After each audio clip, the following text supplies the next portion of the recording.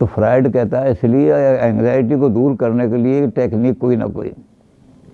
अब उस टेक्निक में जो सबसे ज़्यादा बढ़िया टेक्निक है फ्रायड ने बताई वो है सब्लिमेशन। सब्लिमेशन का मतलब अपने ऑब्जेक्ट ऑफ प्लेजर को हम रिप्लेस कर देते हैं। हम बजाय इसके कि सेक्स की बात सोचें, हम सेक्स की पिक्चर्स बनानी सेक्स की पिक्चर देखने शुरू कर देते हैं।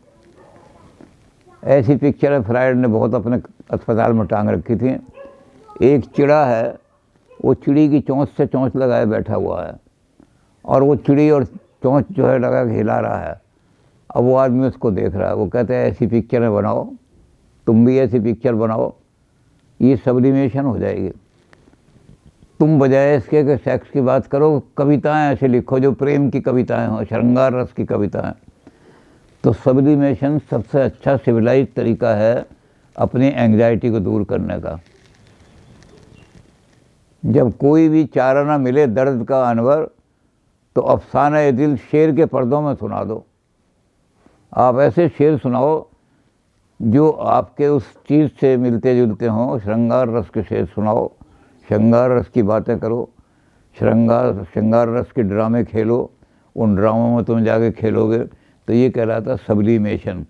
सब्लिमेशन का मतलब artistic channelisation of the sex in art. अपनी सेक्स को आर्ट में चैनलाइज कर दो, आपकी एंग्जाइटी सारी दूर हो जाएंगे।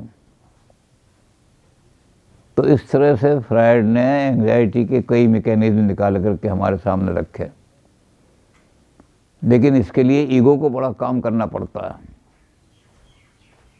ईगो को बड़ा स्ट्रॉन्ग बनना पड़ता है। अगर ईगो आपकी स्ट्रॉन्ग नहीं है तो आप मैकेनिज्म को इस्तेमाल करने की बजाय पागल हो जाओगे। तो ईगो को स्ट्रॉन्ग करने के लिए क्या चाहिए? Super ego.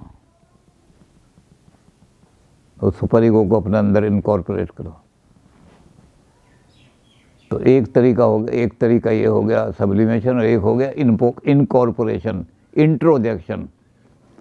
वो जो सोशल नॉर्म है उनको अपने अंदर इतना पक्का कर लो कि जब भी कोई एंग्जाइटी हो आपको, तो आप उसको डाइवर्ट करने के लिए जैसा कहा कि ऐसे लोग खोजो, कैसे लोग खोजो जो आपकी दुख की बात सुन सकें। वैसे तुलसीदास ने तो मना किया है, तुलसी पर घर जाए के दुख न कहिए रोए। अपने दुखों को किसी के सामने मत रो जा करके। तुलसी पर घर जाए के दुख न कहिए रोए, भरम गमावे अपना और बांट सके ना कोई। तेरे दुख कोई नहीं बांटेगा। इसलिए भगवान के सामने अपने दुख रो और किसी के सामने मत रो। लेकिन फ्रायड कहता है नहीं है, समाज में ऐसे फ्रेंड मिल जाएंगे जहाँ जाके आप अपने दुख रोगे और कुछ नहीं होगा, आपकी सहायता नहीं कर सकते, तो कैथारसिस तो हो जाएगा आपका कम से कम।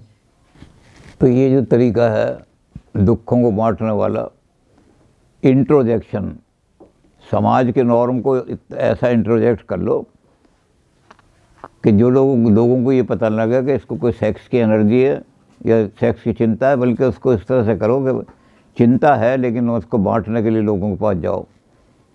और जब लोगों के साथ, फ्रेंड्स के साथ हंसोगे, खेलोगे, बात करोगे, उसमें कई बातें ऐसी आएंगी जिनको लोग आम भाषा में वल्गर लैंग्वेज कह देते हैं, लेकिन कई जगह उनकी भी ज़रूरत पड़ती है एनर्जी को अपने को निकालने के लिए। तो ऐसे दोस्त देखो जिनमें हंसी माहौल सब चीज़ें कर सको, उनके साथ हंस लो, माहौल कर लो, खेल लो, मुक्के भी मार लो, थप्पड़ मार लो, वैसे ही मकान, अबे क्या कर रहा है तो ये कर रहा।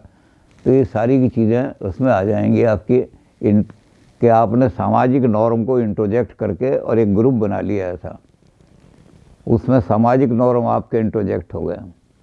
तो ये सारी चीज़ें जो हैं, इंट्रोडक्शन, सुपर ईगो का इंट्रोडक्शन बहुत ज़रूरी, सब्लिमेशन बहुत ज़रूरी, कैथारसिस बहुत ज़रूरी, और दूसरी चीज़ें जो हैं वो कम ज़रूरी हैं। जैसे हमने प्रोजेक्शन कहा, प्रोजेक्शन में तो बल्कि डाउट करने लगते हैं हम दूसरे पर, ये मेरी हेल्प क्यों कर रहा है, ये मुझे गर्म स्वेटर क्यों दे के गया है।